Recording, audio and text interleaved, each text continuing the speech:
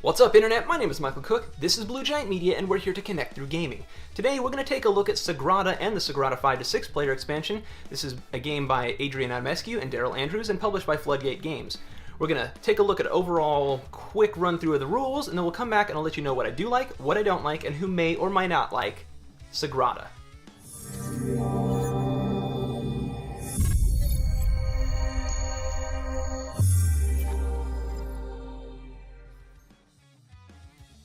Alright, so here I have Sagrada set up for 2 players, and right now I can tell you that this part right here is from the expansion, and you can also tell some cards that have a 2 in the corner are from the expansion.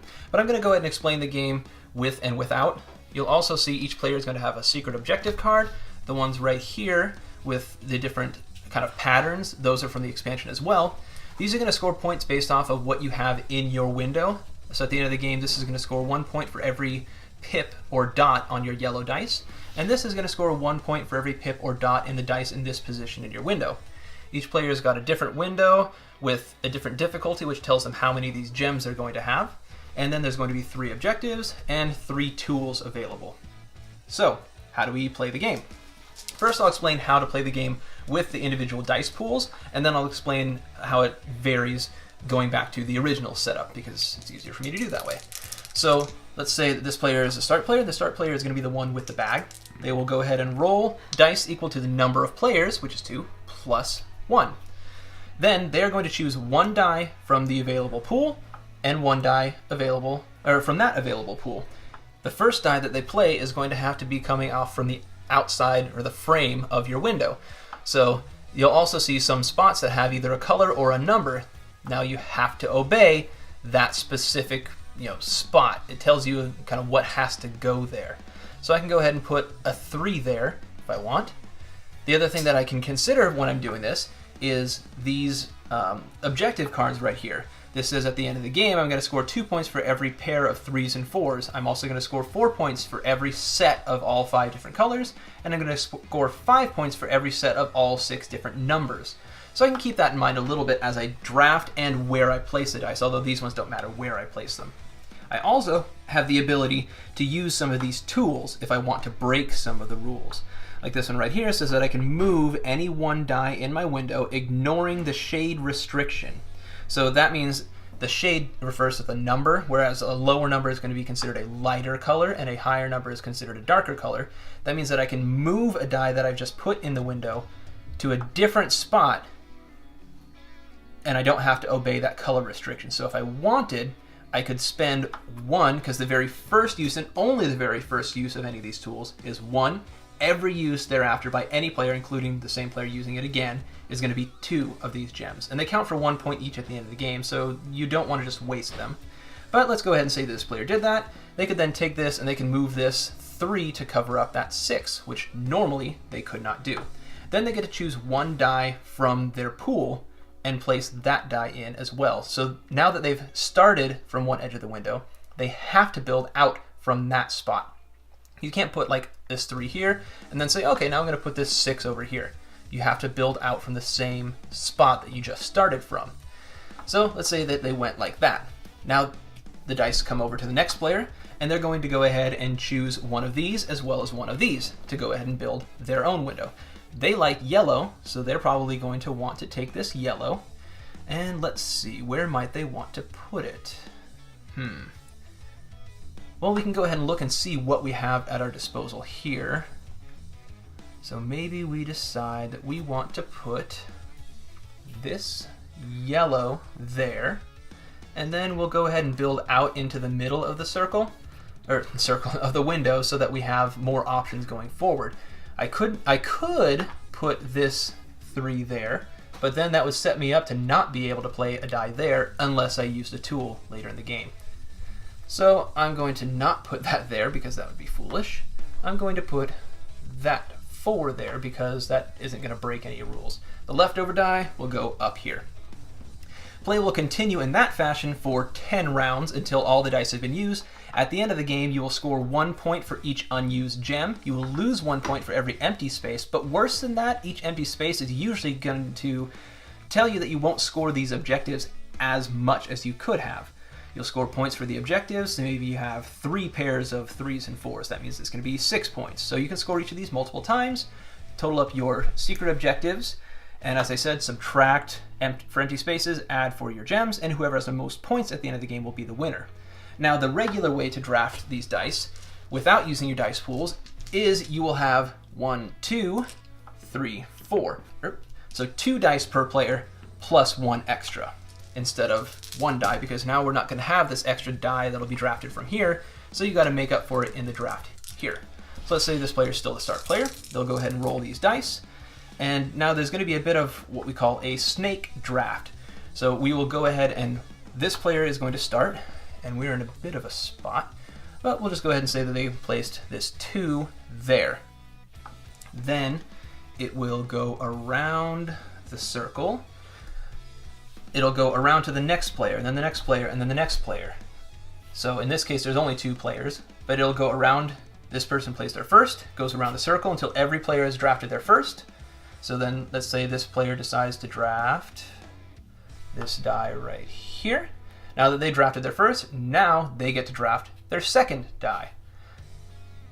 And then it will come back around the circle, second die, second die, second die, until it gets back to the initial first player, and then they will be the last one to choose their second die. So in this way, everybody is going to, whoever chose first for the first go round will be last the second time. So it's going to go 1, 1, 1, 1, 1 around the circle, then 2, 2, 2, 2, 2 all the way back. Now this might be one instance where this player wants to use this gem or this tool right here, because after drafting it, they get to re-roll the die, and then if it can't be placed, then you just return it to the pool. So that means you really had trouble.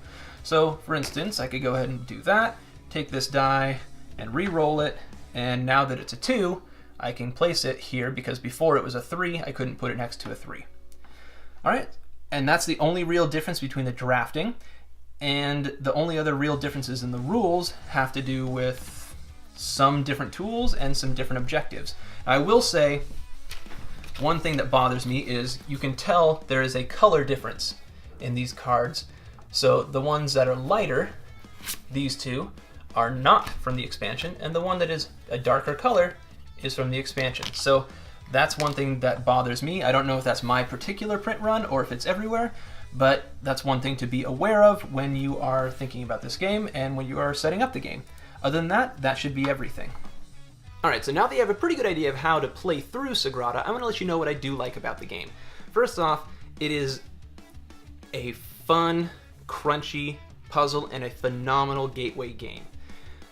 Sometimes people get a little bit hung up on, wait, so I have to build out from the same, the first die that I put out? For some reason, people want to put one on the edge and then one on the edge.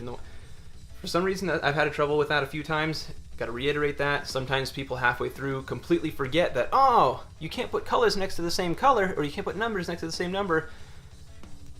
But to me, if that clicks with you, which most people, from my experience, it does click relatively quickly. But once you recognize, oh shoot, I should not put this red die next to the red shaded square, because now I'm setting myself later in the game to be guaranteed not to be able to play that die, or to play any die in that spot. So in teaching the game, I always make sure to say that, but people don't always pay attention when you're explaining the game. And sometimes people just have to play through the game and make mistakes. That's different people's learning style, so that's something that you got to be aware of, the people that you're playing with. But back to the things that I do like about the game, it's a fun puzzle. I'm a big fan of Sudoku, and there's a little bit of a Sudoku-like quality. Not in that, each row and column have to have different numbers and colors, but sometimes you do have goals where that is what you want to have done. But at the same time, even when those aren't the goals, you still have to look at what's around it, and you say, okay, whatever this is, I can't put that on either side of it. And so it has a touch of that kind of Sudoku-like puzzle feeling, to me anyway. Not a process of elimination per se, but sometimes there is a touch of that. I do like the drafting better in the base set so far. There's something that just kind of falls a little bit flat to me about having your own dial with those 12 dice. I guess you can plan ahead a little bit more, but at the same time, then I look at what I've got there and think, wow, I'm locked in. Half of the dice that I'm going to get are right there, and I'm stuck with them. For some reason, I get bummed a little bit by that. I kind of like the fact that when you're rolling the dice, when there's the number of dice equal to the 2 for each player plus 1 extra, I really like when you roll all those dice and you see all these options that you get to choose from. Especially, I haven't played the 5 to 6 player expansion with more. I would definitely say with 5 to 6 players, yes, it's going to be better, because then there's too many variables. If you choose a die, you can't really in any way guesstimate what's going to come back to you in that kind of snake-like draft. So I guess I can see why it was a necessity for 5 to 6 players, but so far, at least with 2 or 3 players, I'd rather do the regular drafting. And it really just comes down to seeing that I'm locked into these numbers. Again, maybe for you might like being able to know this is what I've got to work with, and now I'm just going to work around that. But I like seeing lots of different dice to choose from, rather than these ones are locked in and sometimes there's a couple others. My 2 cents. Other things that I do like about the game, so that was kind of a little bit of both. Everybody's heard it, I'll say it again, it looks pretty on the table. You set the game up, you're in a public space, people walk by and go, "What's that? That looks really cool." It just does. I like setting the dice in there, although sometimes they do turn a little bit easily, so it's a tiny bit fiddly in that way, but not too bad. Great production quality. So things that I don't like about the game, I already said I'm not a big fan of the your little dial, circle, separate draft pool, at least at lower player counts. I've already said that. Beyond that, there's not really too much that I don't like about the game, except for the solo rules are not well done. So I know there's a lot of people that have talked about variants for the solo rules on Board Game Geek. I do like to play solo games. It's fun to just sometimes crack this out and play. It's quick, but it's ridiculously difficult. I played the game solo like 15 times and only won once, because you roll those dice and there's only so much that you can do, and basically you're forced to draft the highest numbers every time, no matter what, to even have a chance. And I don't like that.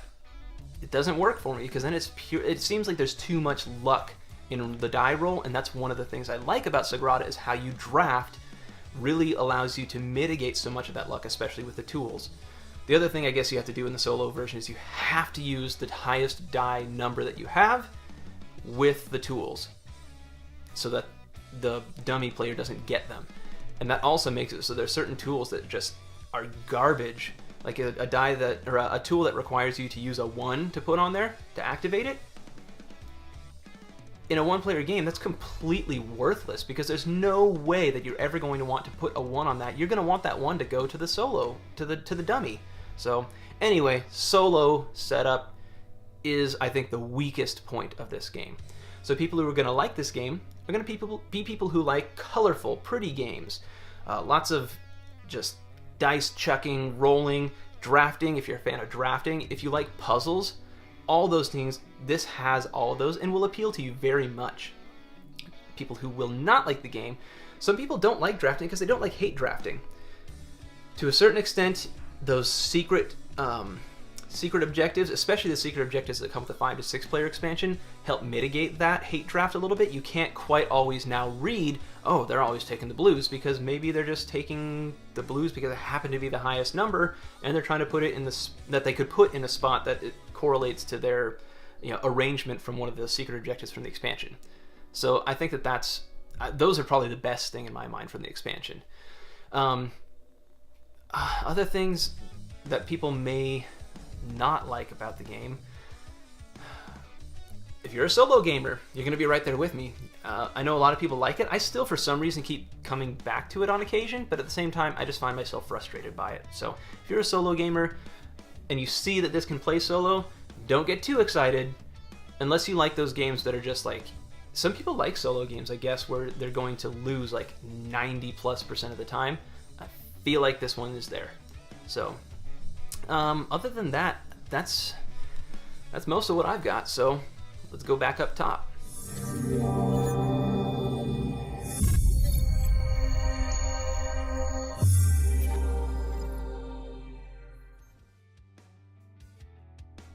Alright, so let's go ahead and take the spotlight off of Sagrada by Adrian Adamescu and Daryl Andrews, published by Floodgate Games. If you want to know more about Sagrada, please ask me questions in the comment section below if you see that I missed something, if you want to make recommendations for either this game or other games for me to do videos on. And you can always take a look in the description section to find a link to Macronova Games where you can buy these games and many others, and you can also find a link there to unboxings and setup and playthrough of Sagrada and its expansion. Until next time, I want to thank you so much for watching. Please like, share, and subscribe if you like what you see, and have a wonderful day.